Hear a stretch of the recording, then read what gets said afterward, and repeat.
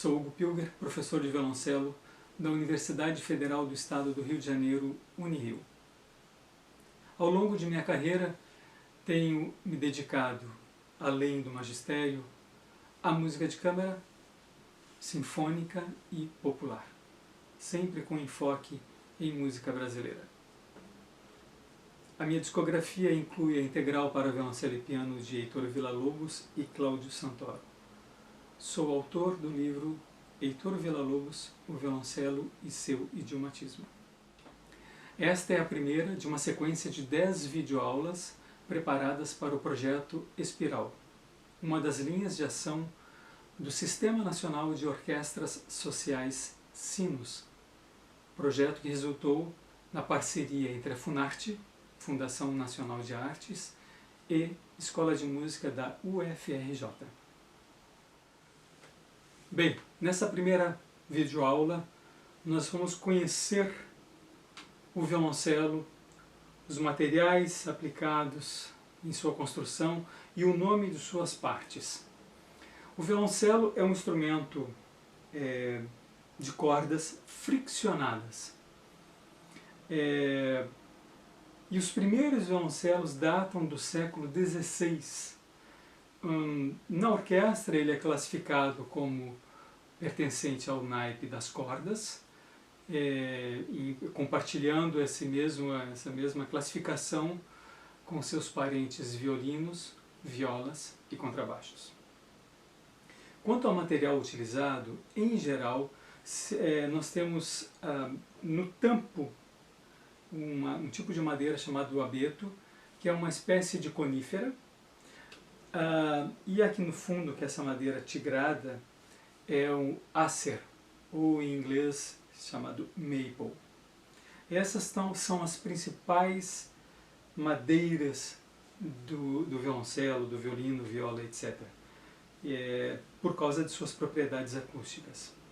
Depois nós temos outras madeiras, por exemplo, como é o caso do ébano, usado aqui nesse violoncelo no espelho, nas cravelhas, no estandarte e no espigão. Então, como eu já estou falando o nome das partes, vamos agora dar o nome de uma forma mais ordenada. O violoncelo, vamos começar aqui por cima.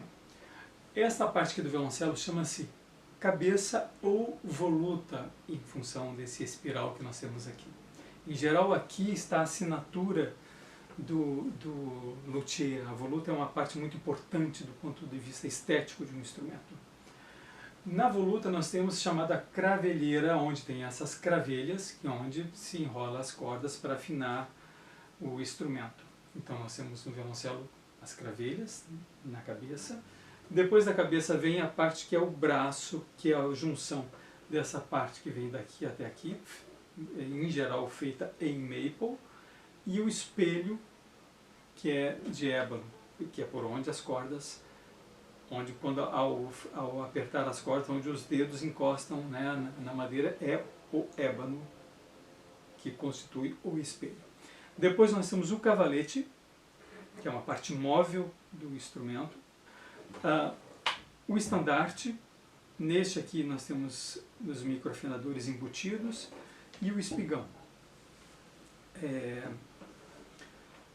Então, tampo é a parte da frente, fundo, as ilhargas, os Cs, que é essa parte aqui, feita de tal forma para que o arco, quando tocar as cordas, que não bata na lateral. E tem uma parte também que é pouco visível, mas é muito importante para a manutenção do instrumento, que são os filetes. Tem uma função estética, mas também de proteger a parte da madeira vibrante do tampo.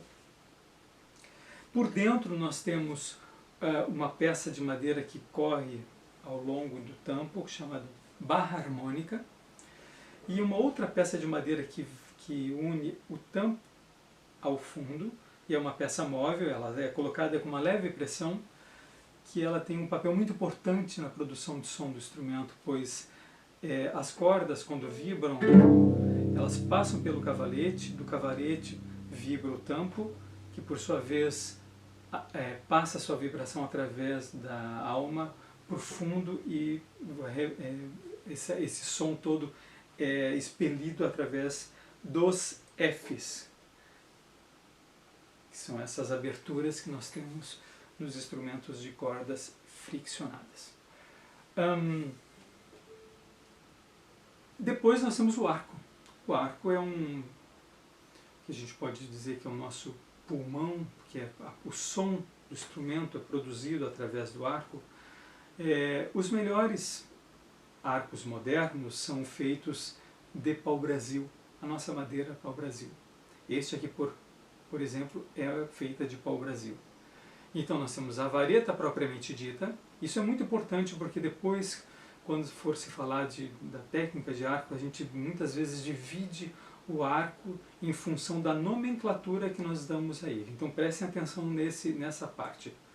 A vareta, propriamente dita, a guarnição, que nós temos aqui nessa parte, que é prata e couro, o parafuso, que é o que faz a gente poder esticar ou não as crinas, que são essa fita branca, né, que é o conjunto de diversas crinas esticadas, como podemos ver que ela está frouxa, mas quando a gente aperta com o parafuso, ela se torna esse aspecto de uma fita, né? Agora vamos lá, partes importantes. O talão, que tem dentro do seu talão o chamado olho, a crina, né? E vamos aqui para a ponta do arco. O arco, então, quando se trata da divisão do arco enquanto a gente toca, nós dividimos em geral talão, ponta, meio. Se a gente dividir a parte útil do arco em 3, nós teremos aproximadamente isso: talão, meio e ponta. Então é importante guardar essa nomenclatura, pois ela é amplamente usada.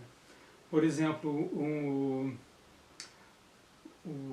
a série de 113 estudos de Dotzauer, ele se utiliza de uma forma muito intensa essa divisão de arcos, de ponta, talão, meio.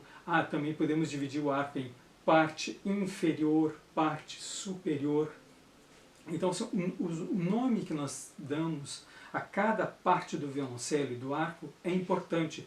Assim como no caso do violoncelo, no momento que a gente for falar sobre dinâmica com arco, é importante saber o que é tocar sobre o espelho ou próximo ao cavalete. Numa mudança de corda, a gente saber que não ficar tão próximo do C, enfim, nós temos inúmeras questões de técnica que dependem do conceito das peças do violoncelo. Uma peça também que é muito importante, que é pequenininha, mas é importante, é a pestana. Isso aqui chama-se pestana. Por que é importante? Muitas vezes na hora que a gente vai fazer, por exemplo, um intervalo de quintas justas no instrumento, a gente fala, não, tem que ser paralelo à pestana, ou perpendicular às cordas. Então, assim, essa nomenclatura é importante que vocês guardem, importante mesmo, sem contar que a técnica expandida da música moderna, muitas vezes pede-se para tocar, por exemplo, percutir no estandarte ou no espigão e assim por diante. Dito isso, nós podemos então, a partir de agora, entrar mais propriamente dito na técnica do instrumento, mas isso ficará para a próxima aula. Então vejo vocês na segunda aula, na segunda videoaula que estamos preparando especialmente para vocês. Espero que tenham gostado. Um grande abraço e até breve.